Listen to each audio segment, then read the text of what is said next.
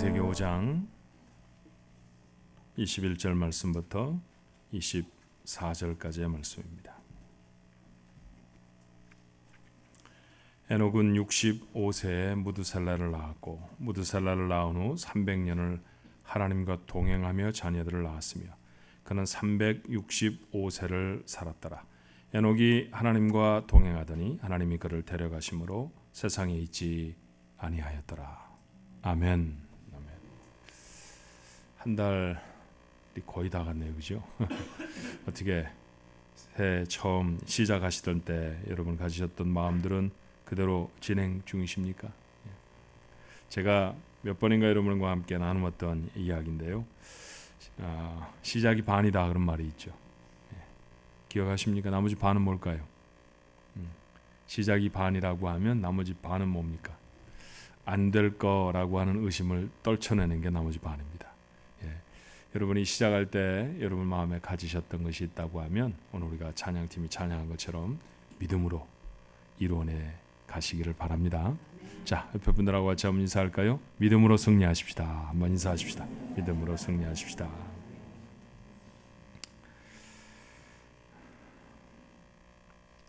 그린베레라고 하는 부대가 있습니다.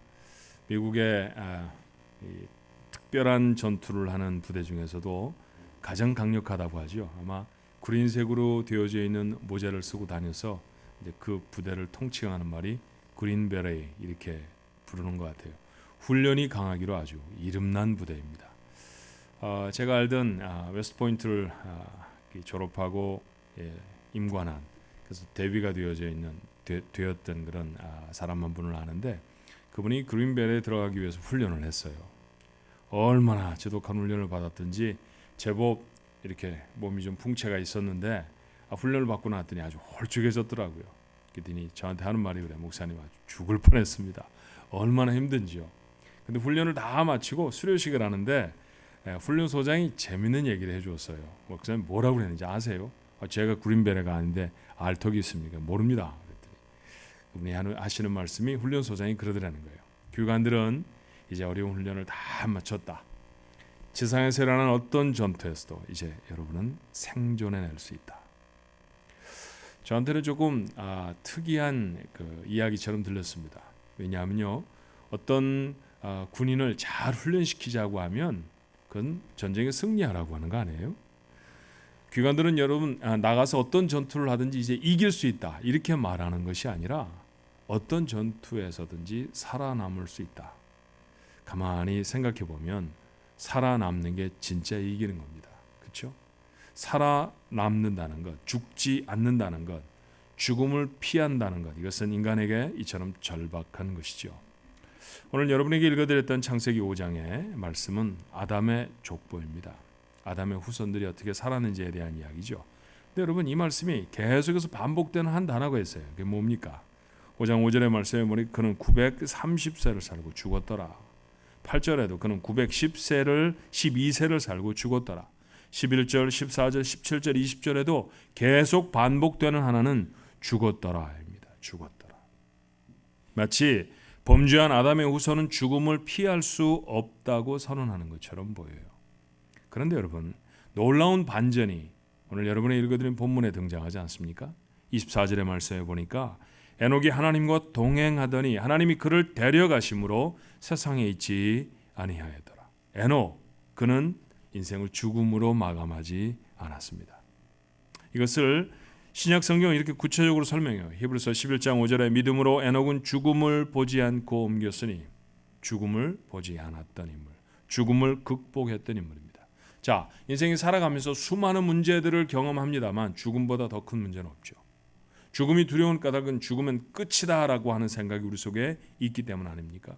최대의 문제입니다. 그런데 그 최대의 문제를 극복했던 한 인물이 있어요. 에녹.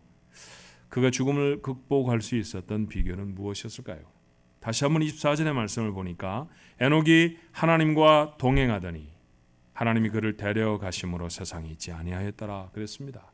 그가 죽음을 보지 않고 하늘로 옮겨질 수 있었던 까닭은 하나님과 동행하는 사람이었기 때문이에요. 그런데 창세기는 에녹에게 하나님과 동행하는 삶을 살게 된 시점이 있었다고 밝히죠. 자, 이런 말씀이에요. 창세기 5장 21절로 22절에 에녹은 65세에 무두셀라를 낳았고 무두셀라를 낳은 후 300년을 하나님과 동행하며 자녀를 낳았다 그랬습니다. 무두셀라를 낳았고 무두셀라를 낳은 후에 300년을 하나님과 동행했다고 했죠. 그는 65세의 나이에 아버지가 되었습니다. 특별한 깨달음이 있었던 것일까요? 그때부터 그는 하나님과 동행하는 삶을 살았어요. 그런데 그 아들의 이름이 의미심장합니다. 무두살라. 문자적인 뜻은요, 창을 던지는 사람이라는 뜻을 가지고 있어요.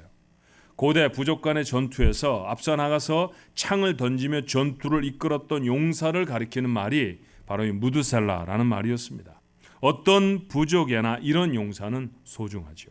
앞에 싸움을 독려하고 용감하게 창을 던지며 나아가는 사람이 있으면 전쟁의 승패가 좌우될 수 있을 만한 중요한 용사입니다. 만약에 그런 소중한 사람이 죽는다고 하면 전투에 질지도 모릅니다. 그래서 그 이름의 의미는 그가 죽으면 끝이다. 그가 죽으면 심판이 온다라고 하는 뜻을 담기도 했습니다. 자, 에녹이 그의 아들을 무두살라라고 이름을 붙이죠. 그가 죽으면 심판이 온다라고 하는 뜻입니다. 에녹은 아들의 이름에 심판이라는 의미를 담았어요. 그리고 어쩌면 그 이름을 부를 때마다 사람은 누구나 다 죽는다. 그리고 그에게 하나님의 심판이 있다라고 하는 사실을 기억했던 것은 아닐까요? 이 심증을 확인할 만한 말이 유다서에 있습니다. 유다서 1장 14절 15절의 말씀은 이렇죠. 아담의 7대손 에녹이, 우리가 지금 나누고 있는 사람 그 에녹입니다. 이 사람들에게 대하여도 예언하여 이르되 보라, 주께서 그 수만의 거룩한 자와 함께 임하셨나니 이는 무사람을 심판하사 모든 경건하지 않은 자가 경건하지 않게 행한 모든 경건하지 않은 일과 또 경건하지 않은 죄인의 주를 거스려 한 모든 완악한 말로 말미암아 그들을 정죄하려 하심이라 하였느니라. 에녹은 아담의 심판을 기억했습니다. 그리고 그 심판이 사람들 모두에게 있다는 사실을 그가 만나는 사람들에게 알려주기도 했다는 것이죠. 에녹은 아들을 낳고 자신이 사한 인생은 어느 날 하나님 앞에서 반드시 결산되어지고 심판되어진다는 깨달음을 가졌습니다. 이 깨달음이 인생을 돌이켜 하나님과 동행하는 삶을 살게 했다라는 것이죠. 그래요. 에녹의 말처럼 내가 한 모든 경건치 않은 행동, 내가 했던 모든 경건하지 않은 말들이 반드시 심판될 것입니다. 그저 사라지지 않습니다. 함부로 했던 말들이 하나도 없어지지 아니하고 하나님 앞에 섰을 때 다 심판의 거리가 되어진다는 것을 아는 사람은 절대로 함부로 말하지 않습니다. 내가 행하는 모든 행위가 하나님 앞에 반드시 결산되어질 시간이 있다는 사실을 분명하게 기억하는 사람은 절대로 자신에게 주어진 삶을 아무렇게나 함부로 살아갈 수 없습니다. 이것이야말로 하나님과 동행하는 삶의 동기가 되어지는 것이죠. 그렇다고 하면 하나님과 함께 산다, 하나님과 동행한다라는 것은 어떤 뜻일까요? 아모스서에 보면 이런 말씀이 있어요. 아모스 3장 3절에 두 사람이 뜻이 같지 않은데 어찌 동행하겠으며. 뜻이 같지 않은 사람과 여행을 해보신 적 있습니까? 참 힘듭니다. 뜻이 같지 않은 사람과 운동 경기를 하는 건 어떨까요? 무지하게 힘듭니다. 탁구는 둘이 조를 이루어서 하는 그런 경기가 있죠. 복식이라는 거 말이에요. 얼마나 탁구를 잘 치느냐보다 더 중요한 건 뭐냐 하면 두 사람의 뜻이 얼마나 일치되는가 합니다. 나는 저쪽에다 서브를 넣을 거야. 그래서 저 사람이 받아주면 반드시 너의 오른쪽으로 올 거야. 그런데 왼쪽을 지키고 있다고 하면 이건 보나마나 지는 게임입니다. 그렇죠? 뜻이 같아야 그 경기에 승리할 수 있어요. 회사를 함께 일군 동업자도 뜻이 달라지면 더 이상 함께 할 수 없습니다. 평생을 함께 하겠다고 약속한 부부라 할지라도 결국 뜻이 같지 않으면 파경을 경험하기도 합니다. 동행이라는 것, 뜻을 같이 하는 것입니다. 그렇다고 하면 하나님과 동행한다는 것은 하나님의 뜻을 알고 그 뜻에 순종한다는 것이죠. 여러분, 우리는 왜 성경을 읽고 연구합니까? 하나님의 뜻이 무엇인가를 알기 위함입니다. 우리의 삶에 있어서 가장 치열한 애씀이 무엇입니까? 내 마음에 담은 하나님의 뜻이 나의 삶으로 실천되도록 하는 것 아닙니까? 신앙생활은 또 뭘까요? 내 성숙하지 못한 삶과 하나님의 뜻 사이의 간극을 극복해 가는 과정, 그것이 우리가 구원을 받고 난 다음에 하나님 나라 갈 때까지 이 세상을 살아가는 삶 아닙니까? 그 간극을 메우기 위해 하나님의 능력이 필요하기도 하고요. 그래서 우리는 그 능력을 위해 하나님 앞에 간절히 기도하기도 합니다. 교회는 하나님께 예배를 드리도록 모아내신 예배 공동체입니다. 교회는 하나님이 이 땅에 이루실 일들을 위해 부르신 그 부름을 받은 사명 공동체이기도 합니다. 그리고 오늘 나눌 말씀처럼 교회는 하나님 백성의 신앙 성숙을 위해서 그들을 가르쳐야 하는 양육 공동체입니다. 잘 훈련되어지는 것이, 하나님의 사람들을 잘 훈련시켜서 하나님 앞에 세우는 것이 성도들에게, 교회에게 하나님이 기대하시는 바라는 것이죠. 주님은 세상에서의 사역을 마치고 하늘로 돌아가시기 전, 바로 그 직전에 앞으로 교회를 이루어야 할 제자들에게 이렇게 당부하십니다. 여러분이 너무 잘 아는 말씀이죠. 마태복음 28장 19절로 20절에 그러므로 너희는 가서 모든 민족을 제자로 삼아 아버지와 아들과 성령의 이름으로 세례를 베풀고 내가 너희에게 분부한 모든 것을 가르쳐 지키게 하라. 볼지어다 내가 세상 끝날까지 너희와 항상 함께 있으리라 하시니라. 오늘 이 말씀을 통해 우리는 두 가지 명령을 들어요. 복음을 전해서 구원받은 백성을 삼으라라고 하는 첫 번째 명령이고요. 그렇게 구원받은 사람들에게 가르쳐서 하나님의 뜻을 행할 수 있게 만들으라는 것입니다. 교회에 주신 성도를 양육해서 성숙한 성도로 만들어서 하나님과 동행하는 삶이 되도록 하는 것, 이건 견고한 교회가 흔들림이 없이 견고하게 붙들어야 할 사명인 줄로 믿습니다. 오늘 말씀의 제목이 견고한 훈련이었죠. 영어로는 제가 discipleship이라 discipline이라고 적었습니다만, 하나님 앞에 어떻게 우리가 제자도로 잘 훈련받고 사는지, 그것이 가장 중요한 교회의 사명 중에 하나라는 것 우리가 잊지 않아야 돼요. 우리 교회는 이 양육의 사명을 위해서 첫 번째로 성경을 밝히 가르칠 것입니다. 하나님의 뜻을 행하려고 하면 무엇이 하나님의 뜻인가를 밝히 알아야 합니다. 교회의 모든 성경 공부는 이 목적을 위해 존재합니다. 수요 말씀 예배, 1년에 2차례 열리는 봄, 가을에 열리는 중앙 아카데미를 통해서 사랑하는 성도 여러분, 성경에 진지하게 다가가십시오. 목회자를 비롯한 모든 교사들은 열심히 가르쳐야 하고요. 성도들은 열심히 참석해 진지하게 말씀을 가슴에 담아야 합니다. 두 번째로 성경에서 발견한 하나님의 뜻이 자신의 삶으로 나타나도록 훈련할 것입니다. 제자훈련에서 목회자들은 훈련생들에게 지겹도록 묵상과 기도와 실천을 확인하고 또 확인합니다. 노트에 적으라고 해요. 지난주에 큐티 하셨습니까? 그리고 이 말씀대로 사셨습니까? 그 다음 주에 와도 똑같은 질문을 반복해야 합니다. 수많은 주 동안에 성경을 읽으셨습니까? 기도하셨습니까? 라는 질문으로 계속 그 시간이 진행되어집니다. 왜 이렇게 해야 할까요? 이렇게 훈련되지 않으면 하나님의 말씀이라는 것은 아는 것에서 그쳐지고 말기 때문이에요. 수영을 혹시 하실 줄 아십니까? 수영을 할 때 숨을 안 쉬고 수영을 할 수는 없잖아요. 잠수를 해서 갈 수 있는 거리는 한계가 있으니까 때때로 숨을 쉬어야 합니다. 어디서 숨을 쉬어야 하나요? 물 속에서 쉬어야 합니까? 물 바깥에서 쉬어야 합니까? 이런 바보 같은 질문을 하면 여러분은 좀 똑똑한 분들처럼 대답해 보십시오. 수영을 할 때 우리가 보통 배우는 게 뭐냐면요, 물속에서 푹 하고 숨을 내쉬고요, 그리고 물 밖으로 고개가 나왔을 때 숨을 들이셔야 합니다. 이렇게 배우죠. 그렇게 해야 되는 거 맞죠? 전 수영 조금 합니다만 수영 못 하시는 분들도 이 말은 이해가 되죠. 이걸 거꾸로 하면 어떻게 될까요? 상상을 한번 해보세요. 거꾸로 하면 어떻게 될지. 물 바깥에서 푹 하고 숨을 내쉬고 물속에서 하고 숨을 들이쉬면 죽을지도 모릅니다. 모르세요? 알지요. 근데 됩니까? 이거 잘 안 됩니다. 수영 배워보신 분은 압니다. 참 물 많이 먹어야 합니다. 꼬마들이 쉬를 했을지도 모를 물을요, 거푸 벌컥벌컥 들이키면서 수없이 반복되는 연습을 하지 않으면 물 바깥에서 숨 쉬고 물 속에서 숨 내뱉는 건 안 됩니다. 연습 없이 되는 일 없다는 거죠. 남자분들이나 여자분들이나 골프 좋아하시는 분들 많습니다. 골프를 칠 때 가장 중요하게 가르침을 받는 것 중에 하나가 뭐냐 하면 머리 들지 마라. 뭐 그런 거라면서요. 그렇죠? 1년에 딱 한 번밖에 골프 안 치는 분도 그건 압니다. 머리를 들지 말고 쳐야 공을 제대로 맞춘다. 뭐 이런 얘기죠.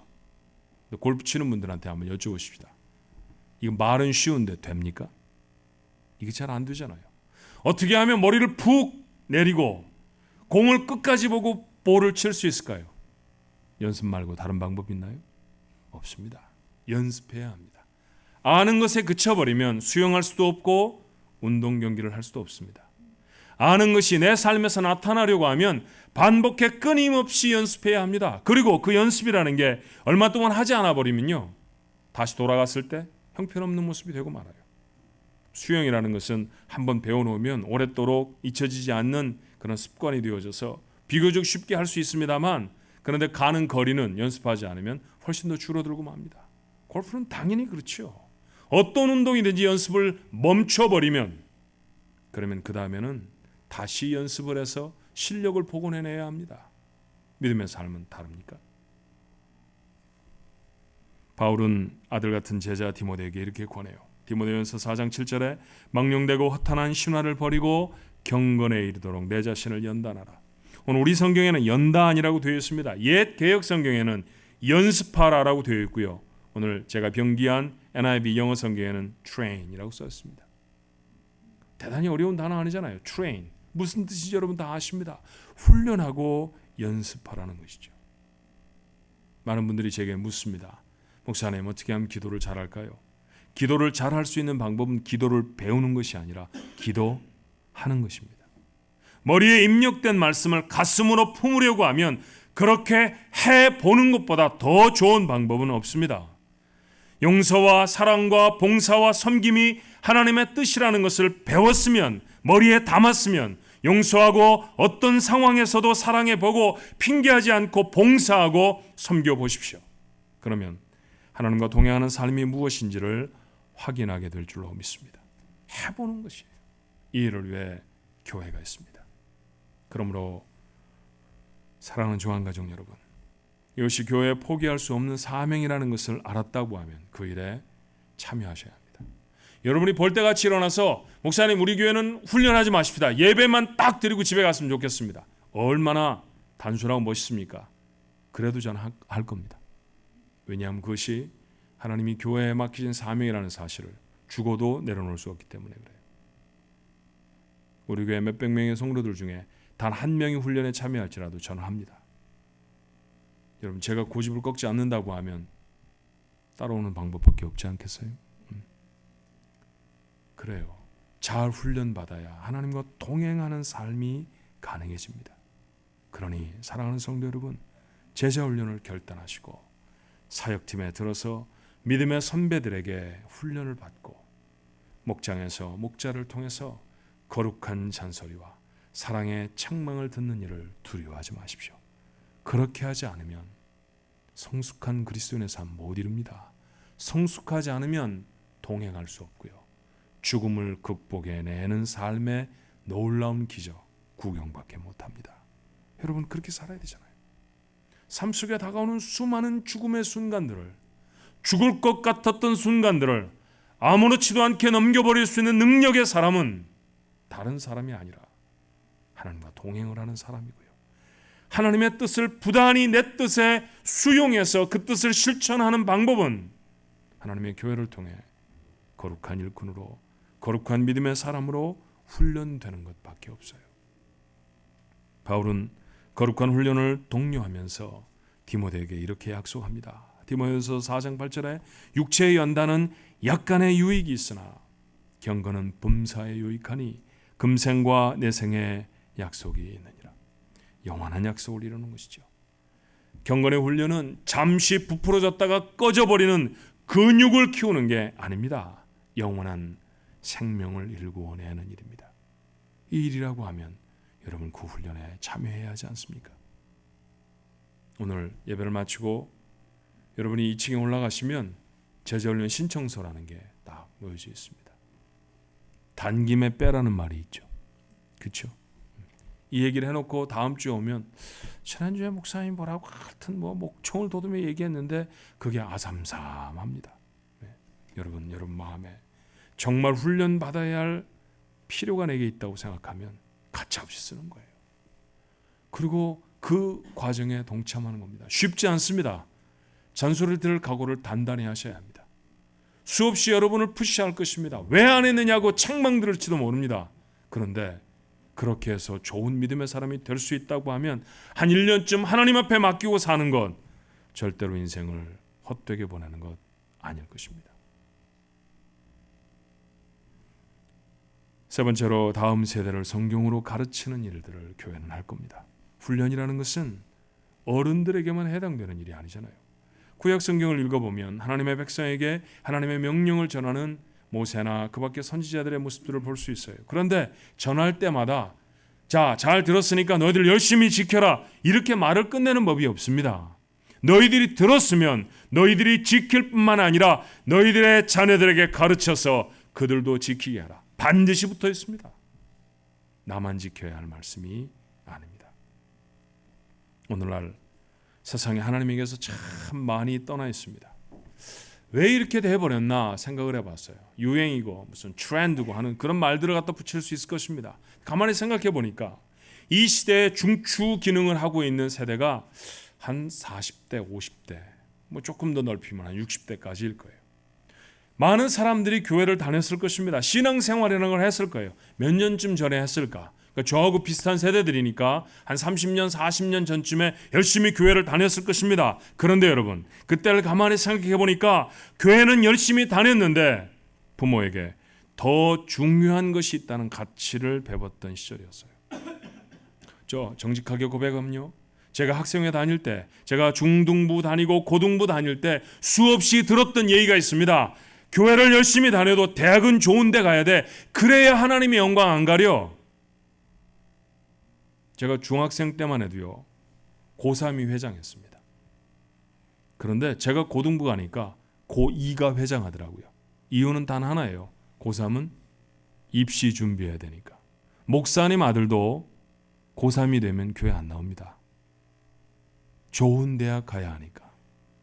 그렇게 배웠던 사람들이 50살이 되고 60살이 돼서 세상을 다스립니다.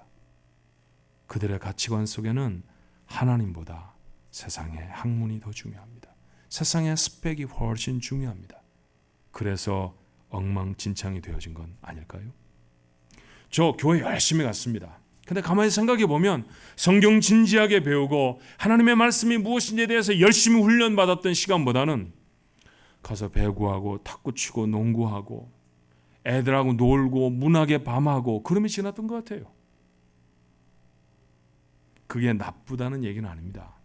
그런데 하나님의 말씀을 배우는 것보다 그게 더 많았던 시절들이 있었어요. 그 많은 시간 성경을 배웠다고 하면 인생의 가장 중요한 가치가 하나님의 뜻을 이루는 것임을 배우고 그리고 세상에 나왔다고 하면 오늘날 우리는 좀 덜 편리하고 좀 덜 부유한 세상에 살았을지는 몰라도 이런 참담한 죄악의 세상을 만나지는 않았을지도 모릅니다. 난 지금이라도 늦지 않았다고 생각해요. 교회는 주일 쉐마를 통해서 성경의 진리를 가르칠 것입니다. 하나님의 말씀이 무엇인지를 교사들이 진지하고 열심히 자녀들에게 가르칠 것입니다. 금요일 날 부모들이 자녀들을 데리고 테이블에 앉습니다. 아직 어설프지요. 그러나 그럼에도 불구하고 하나님의 말씀을 어떻게 하면 실천할 수 있는지에 대해 부모가 스스로에게도 묻고 자녀들에게 질문할 것입니다. 이 일에 여러분의 도움이 필요합니다. 무엇보다도 다음 세대를 위해서 기도해 주십시오. 젊은이들이 끊어져 버린 교회는 죽어가는 식물인간의 교회밖에는 아닙니다. 젊은이들이 채워져가는 교회가 어수선하기도 하고 교회 벽이 지저분해지기도 하고 문짝이 떨어져 나가기도 해도 살아있는 교회입니다. 살아있는 교회 다니고 싶지 않으세요? 죽어가는 이제 조금 있으면 죽을 것이다 라고 하는 교회를 다니기를 원하십니까? 그런 교회가 되지 않아야 하지 않겠어요? 그러니 다음 세대를 위해 기도하고 관심을 갖는 것, 우리가 교회 생활하면서 가질 수 있는 가장 중요한 일입니다. 여러분, 주보에 적어내 보내는 이번 주간에 아이들이 배우는 성경 구절 얼마나 관심을 갖고 계시나요? 그 말씀, 아이들이 배운 말씀입니다. 그 말씀을 아이들이 배웠다고 하면 그 하나님의 말씀을 단 한 번이라도 가정에서 함께 나누어 주어야 합니다. 너무 쉬운 얘기지만 이번 주에 전도사님 설교가 뭐였어? 이번 주에 목사님이 설교하실 때 어떤 얘기였지? 라는 질문이 부모들의 입술에 있어야 합니다. 그리고 그 말씀을 서로 함께 나누며 가정 속에서 다시 한번 하나님의 은혜를 되새김하는 일들, 여러분 그것이 가정에 있어야 하지 않습니까? 아무리 공부고 대학이고 특별활동이 우리의 중심을 흔들어 놓아도 공부 잘하는 것보다 하나님이 원하시는 선한 사람으로 사는 것이, 좋은 대학과 많은 연봉보다 하나님이 주신 사명을 이루며 사는 것이, 세상의 모든 사람과 좋은 교제를 나누며 사는 것보다 하나님의 교회를 이루는 것이, 그 거룩한 교제를 지켜내는 것이 더 중요하다는 사실, 여러분의 행동으로 보여줄 수 있어야 합니다. 그렇게 길러난 우리의 아이들이 30년쯤 지나면 이 나라의 대법관이 될 수도 있겠죠. 어쩌면 그들의 손에서 동성애 법안이 바뀌어질 것입니다. 피켓팅을 한다고 바뀌어질 수 있는 일이 아니에요. 세상에 하나님을 모독하고 성경이 없다고 벌떼처럼 일어나는 사람들에게 우리도 신문에 대문짝만한 글들을 내면서 그렇게 나아가 싸우는 것이 하나님의 말씀의 가치를 지키는 게 아닐지 모릅니다. 자라고 있는 어린아이들, 그 아이들에게 말씀을 심어주고 세상을 다스릴 수 있는 능력 있는 아이들로 키워내면 그 아이들이 바꿉니다. 그 아이들이 다르게 살 것입니다. 세계적인 갈등과 분쟁을 아무리 어려워도 전쟁이 아닌 기도와 하나님의 말씀으로 그들은 이루어낼 것입니다. 그 아이들을 키우는 거예요. 주일학교 아이들을, 지금 아무것도 모르는 것 같은 그 아이들에게 말씀을 심어주어서 그 아이들을 그런 놀라운 일들을 이룰 이 시대의 다니엘로, 이 시대의 에스더들로 키워내는 교회, 우리 교회가 되어져야 할 줄로 믿습니다. 견고한 교회, 흔들리지 않는 하나님의 말씀에 가르침이 있는 견고한 양육이 일어날 줄로 믿습니다. 결단하십시오. 훈련을 받기를 두려워하지 마십시오. 그리고 여러분의 자녀들을 훈련시키셔야 합니다. 하나님이 허락하시는 놀랍고 크신 죽음을 극복하는 기적 같은 역사가 여러분의 삶에 현실로 나타나게 될 줄로 믿습니다. 기도하십시다. 죽을 것 같다는 얘기를 입에 달고서 합니다. 너무 힘이 듭니다. 세상을 사는 것이 이렇게 고단하고 어려운 줄을 예전에 미처 몰랐다라는 생각조차 듭니다. 그런데 하나님, 그 어려운 모든 환경을 다 극복하고 도리어 그 어려움의 가장 정점에는 죽음조차도 극복했던 에녹이라는 사람을 보았습니다. 하나님과 동행하느니 그가 그 기적을 이룰 것입니다. 하나님, 동행하는 삶을 살려고 하면 하나님의 뜻을 이루며 살아가야 하는 것 아닙니까? 하나님과 동행하는 삶, 그것을 위해 우리 하나님의 말씀 앞에 서서 하나님의 말씀을 통해 하나님의 뜻이 무엇인지를 알게 하시고 하나님의 말씀을 통해 하나님의 뜻대로 살아가는 것이 어떤 것인지 알게 하시며 훈련받게 하여 주옵소서. 이 일을 위해 하나님의 교회가 이 자리에 있는 줄로 믿습니다. 견고하여 평안한 교회가 되어지기를 원합니다. 하나님, 그 가운데 견고한 훈련들이 세워져서 하나님이 원하시는 멋진 제자들로 하나님 앞에 세우는 그런 교회가 되어지도록 오늘 이 시간에 사랑하는 성도들의 마음속에 결단이 있게 하시고 사랑하는 부모들의 마음에 결단이 있게 하여 주셔서 저들을 통해 하나님의 영광이 나타나며 이 세상을 바꿀 수 있는 놀라운 능력자들이 하나님의 교회에서 나타나게 역사하여 주시옵소서. 예수님 이름으로 간절히 기도하옵나이다. 아멘.